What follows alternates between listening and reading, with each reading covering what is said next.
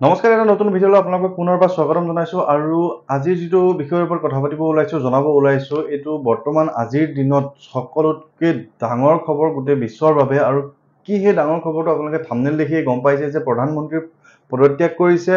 হয়, বাংলাদেশৰ প্ৰধানমন্ত্ৰীয়ে পদত্যাগ কৰিছে, কিন্তু পদত্যাগ কৰিবলগীয়া কিয় এনে পৰিস্থিতি হ'ল, কি কাৰণে, কি আন্দোলনৰ বাবে প্ৰধানমন্ত্ৰী পদত্যাগ কৰি ভাৰতত আহি আজি 5 তাৰিখৰ দিনটোত পলাই আহি ভাৰতত থাকিবলগীয়া হৈছে। আৰু ভাৰতৰ পৰা তেওঁ লণ্ডনেই যাব নে বেলেগ জেগালৈ যাব, কোনো ধৰণৰ এতিয়ালৈকে থিৰাং কৰিব পৰা নাই। কিন্তু কিয় এনেধৰণৰ পৰিস্থিতি হৈছে, প্ৰধানমন্ত্ৰীৰ দৰে শ্বেখ হাছিনাৰ দৰে এগৰাকী প্ৰধানমন্ত্ৰী, যি শক্তিশালী প্ৰধানমন্ত্ৰী, বিশ্বৰ অন্যতম শক্তিশালী মহিলাৰ ভিতৰত তেওঁৰ নাম আছে, গতিকে তেওঁ কিয় পলায়ন কৰিবলগীয়া হ'ল, কি পৰিস্থিতি পলায়ন কৰিবলগীয়া হ'ল, গোটেই বিষয়টো জনাবলৈ, সহজ ভাষাত বুজাবলৈ আপোনালোকক মই আজি আহিছোঁ। আৰু আপোনালোকে বহুতে হয়তো জানিব বিচাৰি আছে যে, গম পাইছে যে বাংলাদেশৰ প্ৰধানমন্ত্ৰীয়ে পদত্যাগ কৰিছে, বাংলাদেশত আন্দোলন হৈ আছে, পৰিস্থিতি বেয়া হৈছে, কিন্তু কিয়, কেনেধৰণে, কি কাৰণে বেয়া হৈছে, গোটেই কথাখিনি চাগে আপোনালোকে ভালদৰে জনা নাই। গতিকে মই একদম সহজভাৱে ধুনীয়াকৈ একদম সৰুকৈ বুজাবলৈ চেষ্টা কৰিছোঁ। আৰু আহক আপোনালোকক গোটেই কথাখিনি জনাওঁ। আৰু তাৰ আগতে যদি আপোনালোকে মোৰ চেনেলটো নতুনকৈ আহিছে, ছাবস্ক্ৰাইব কৰি দিব। আৰু এনেধৰণৰ ট্ৰেণ্ডিং টপিকৰ ওপৰত কথা পাতি বা ইনফৰমেশ্যন দিবলৈ চেষ্টা কৰি আহিছোঁ। আৰু আহক আপোনালোকে ভিডিঅ'টো আৰম্ভ কৰা হওক। এতিয়া আপোনালোকে গম পাইছে যে বাংলাদেশৰ প্ৰধানমন্ত্ৰী শ্বেখ হাছিনাই পদত্যাগ কৰিছে।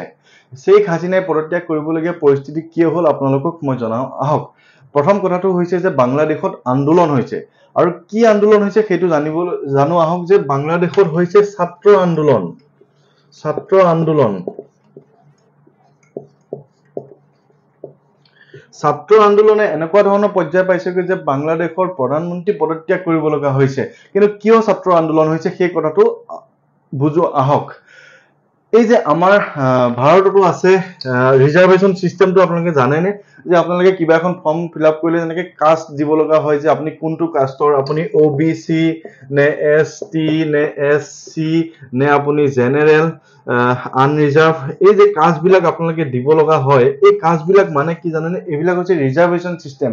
চৰকাৰী কিবা এটা যদি সুবিধা আহে, চৰকাৰী চাকৰিয়েই হওক বা অন্যান্য বিভিন্ন ধৰণৰ ছাত্ৰ ছাত্ৰীৰ বাবে স্কলাৰশ্বিপেই হওক, বিভিন্ন ধৰণৰ সুবিধাৰ কাৰণে যিবিলাক ছাত্ৰ ছাত্ৰীক বেছিকৈ সংৰক্ষণ দিব লগা হৈছে, সেই সংৰক্ষণটো এই হৈছে ৰিজাৰ্ভেশ্যন চিষ্টেম, বা এই SC ST OBC আনৰিজাৰ্ভ, এই গোটেই চিষ্টেমটো হৈছে ৰিজাৰ্ভেশ্যন বা সংৰক্ষণ চিষ্টেম। কিন্তু বাংলাদেশত সংৰক্ষণ চিষ্টেমটো বা ৰিজাৰ্ভেশ্যন চিষ্টেমটো এনেকুৱা নহয়। বাংলাদেশৰ চিষ্টেমটো কিছু বেলেগ। বাংলাদেশৰ কেছটো কেনেকুৱা ধৰণৰ জানেনে?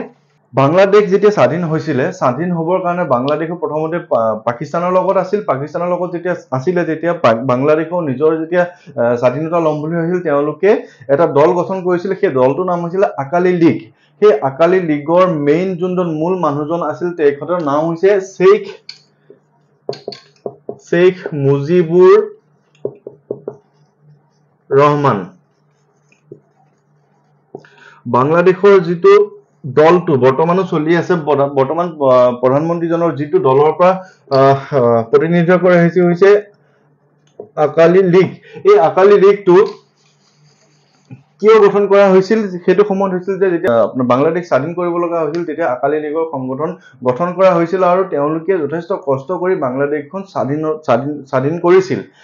সেই মুজিবুৰ ৰহমানৰ ডাঙৰ জীয়ৰীয়ে হৈছে শ্বেখ হাছিনা, বা বৰ্তমানৰ যিগৰাকী প্ৰধানমন্ত্ৰীয়ে পদত্যাগ কৰিছিল তেখেত। আৰু সেই প্ৰধানমন্ত্ৰীগৰাকী বহুত বছৰ ধৰি বাংলাদেশত প্ৰধানমন্ত্ৰী হৈ আছে আৰু তেখেতৰ ৰাজত্ব চলাই আহিছিল। কিন্তু বৰ্তমান এনে এক ৰিজাৰ্ভেশ্যন চিষ্টেম তেওঁলোকে আনিছিল সেই তেতিয়াৰ পৰাই, যিটো ৰিজাৰ্ভেশ্যন চিষ্টেমে লাহে লাহে বেয়া হ'বলৈ ধৰিল। সেই ৰিজাৰ্ভেশ্যন চিষ্টেমটো কেনেধৰণৰ? সেইটো হৈছে ফ্ৰীডম ফাইটাৰ। এই যে মই যে আপোনালোকক কৈছিলো যে SC ST যিটো আমাৰ OBC তেনেকুৱা ধৰণৰ ৰিজাৰ্ভেশ্যন আমাৰ ভাৰতত আছে, তাত তেনেকুৱা ধৰণৰ নাই। তাত আছে আপোনাৰ ফ্ৰীডম ফাইটাৰৰ ৰিজাৰ্ভেশ্যন এটা আছে, যিটো 30%, মানে চৰকাৰী চাকৰি যদি 100টা ওলায়, তাৰে 30%, মানে 30টা মানুহেই বা 30জন ছাত্ৰ ছাত্ৰীয়ে বা 30জন লোকেই সেই চাকৰিটোত প্ৰথমতে অগ্ৰাধিকাৰ পাব বা ৰিজাৰ্ভেশ্যন বা সংৰক্ষণ পাব। কিন্তু সেই কথাটো লাহে লাহে বৰ্তমান ছাত্ৰ সংগঠনবিলাকে মানি ল'ব পৰা নাই।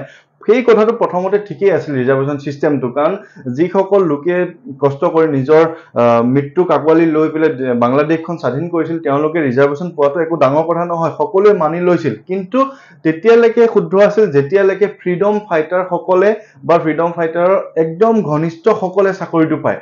কিন্তু এতিয়া এনেকুৱা সংশোধন কৰিলে আইনখন যে তেওঁলোকৰ নাতিয়ে পালে, পুত্ৰই পালে, তাৰপিছত নাতিয়ে পালে, তাৰপিছত তেনেকে নিজৰ নাতি পুতি তেনেকে বস্তুটো বাঢ়ি গৈ থাকিল। এতিয়া চাওক, বাংলাদেশত অন্যান্য কিছুমান ৰিজাৰ্ভেশ্যন আছে, যেনেকে 30% ৰিজাৰ্ভেশ্যন কেৱল সেই ফ্ৰীডম ফাইটাৰ সকলৰ বাবে, তাৰপিছত মহিলাৰ বাবে আছে 10%, তাৰ বাবে আৰু অন্যান্য কিছুমান ফিজিকেলি হেণ্ডিকেপৰ কাৰণে আছে তেনেকুৱা 10%, মানে এইটো লামচাম কৈছো আৰু এনেকুৱা ধৰণৰ ৰিজাৰ্ভেশ্যন আছে। আৰু সেই ৰিজাৰ্ভেশ্যন বিলাক কমপ্লিট যদি ধৰা হয় তেনেহলে 56% বাংলাদেশত চাকৰিৰ বাবে বা অন্যান্য চৰকাৰী সুবিধাৰ বাবে ৰিজাৰ্ভেশ্যনেই আছে। মাত্ৰ 44%, যিটো বাকী থাকিল 44%, বাকী থকা মানুহবিলাকেহে সেই চাকৰিটো বা অন্যান্য চৰকাৰী সা সুবিধাবিলাক ল'ব পাৰে, যিটো বৰ্তমান ছাত্ৰ সংগঠনে মানি ল'ব পৰা নাই। কাৰণ এটা নিৰ্দিষ্ট সময়লৈকে ঠিকেই আছিল, তাৰ পিছত যেতিয়া সেইটো বাঢ়ি বাঢ়ি নাতি পুতিলৈকে আগবাঢ়ি গ'ল তেতিয়া কোনো কাৰণে মানি ল'ব পৰা নগ'ল। কাৰণ আমাৰ ইয়াতে যিটো reservation system OBC SC ST তাত তেনেকুৱা ধৰণৰ নাই, কেৱল 30% ৰিজাৰ্ভেশ্যন তেওঁলোকে পাব যিসকলে দেশখন স্বাধীন কৰিছিল বাংলাদেশখন। কিন্তু সেই কথাটো জানো এতিয়ালৈকে মানিব পৰা যায়? সেই কথাটো তেওঁলোকে বহুতবাৰ কোৰ্ট কেছ কৰিলে, সুপ্ৰিম কোৰ্ট কৰিলে, হাইকোৰ্ট কৰিলে, কিছুমান কেছত জিকিল, কিছুমান কেছত হাৰিল। বৰ্তমানো তেওঁলোকৰ সুপ্ৰিম কোৰ্টৰ কেছ যিটো শুনানি আহিবলৈ বাকিয়ে আছিল, কিন্তু তাৰ যি ছাত্ৰ ছাত্ৰীসকলে ভাবিলে যে এই কেছটো হয়তো চৰকাৰী পক্ষত যাব বা 30% যিটো ৰিজাৰ্ভেশ্যনৰ পক্ষতেই যাব, সেইকাৰণে তেওঁলোকে ইমান ডাঙৰ এটা আন্দোলন গঢ়ি তুলিলে। এতিয়ালৈকে প্ৰায় 300ৰো অধিক তাত আৰক্ষীৰ পৰা আদি কৰি আন্দোলন কৰি মানে ছাত্ৰ ছাত্ৰীসকল মৃত্যুৰ মুখত পৰিব লগা হৈছে। বাংলাদেশৰ প্ৰধানমন্ত্ৰীয়ে এনেকুৱা এটা পৰ্যায় পালেগৈ, বাংলাদেশৰ সেই মুজিবুৰ ৰহমানৰ যিজন ব্যক্তিয়ে বাংলাদেশখন স্বাধীন কৰিছিল সেইজন ব্যক্তিৰ জীয়ৰী পদত্যাগ কৰি দেশৰ পৰা পলায়ন কৰিবলগীয়া অৱস্থা হৈছে। গতিকে ভাবক কেনেধৰণৰ পৰিস্থিতি আহিছে। গতিকে ৰাজপাট সদায় একে নাথাকে, ডিচিশ্যন শুদ্ধ হ'ব লাগে। শুদ্ধ ডিচিশ্যন নহ'লে এটা সময়ত সকলোৰে যে পতন হয় সেই কথাটোৱে আচলতে ইয়াত আমি বুজিবলৈ পাইছো। কাৰণ বাংলাদেশত এনে এক পৰ্যায় পাইছে সংসদ ভৱন গৈ পেলাই তাত তুলফাৰ লগাই দিছে ছাত্ৰ ছাত্ৰীসকলে।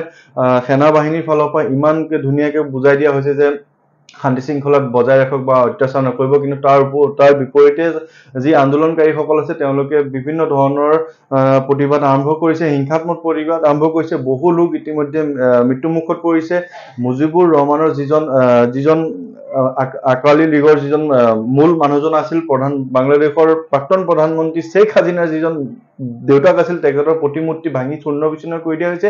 গতিকে আচল কথাটো সেইটোৱে যে ৰিজাৰ্ভেশ্যনৰ কাৰণে এইটো হৈছে বা সংৰক্ষণৰ কাৰণে এইটো হৈছে যিটো গোটেই বিশ্বতে প্ৰভাৱ পৰিবলৈ আৰম্ভ কৰিব এতিয়া। আৰু গতিকে আপোনালোকে ভাবিছো কথাখিনি ভালদৰে বুজি পালে। আৰু ভিডিঅ'টো ইমানেই। আৰু বৰ্তমান বস্তুটো বহুত ট্ৰেণ্ডিঙত আছে, আপোনালোকে জানিবলৈ চেষ্টা কৰি আছিলে কিহৰ কাৰণে বাংলাদেশৰ প্ৰধানমন্ত্ৰীয়ে পদত্যাগ কৰিছিলে, আৰু সেই কথাটো জনাবলৈ চেষ্টা কৰিলো। ভিডিঅ'টো যদি ভাল পালে আপোনালোকে লাইক, কমেণ্ট, শ্বেয়াৰ কৰিবলৈ নাপাহৰিব। ধন্যবাদ, বাই বাই।